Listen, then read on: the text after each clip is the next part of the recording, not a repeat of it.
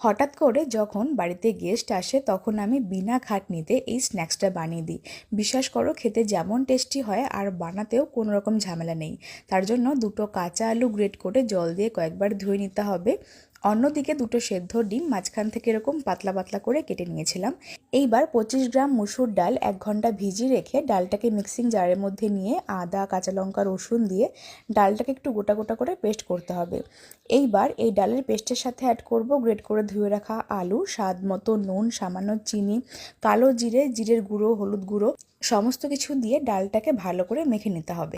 তারপর খানিকটা মিশ্রণ হাতের মধ্যে ছড়িয়ে দিয়ে মাঝখানে একটা ডিমের স্লাইস বসিয়ে আরও খানিকটা পরিমাণে মিশ্রণ ওপর দিয়ে চাপা দিয়ে এরকম একটা চপের শেপ দিতে হবে। সবগুলো একই রকমভাবে বানিয়ে নেওয়ার পর ফুটন্ত গরম তেলের মধ্যে দিয়ে উল্টে পাল্টে একটুখানি সময় নিয়ে লালচে করে ভেজে নেব।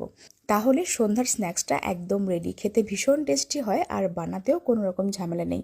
তোমরা অবশ্যই বাড়িতে একবার ট্রাই করতে পারো।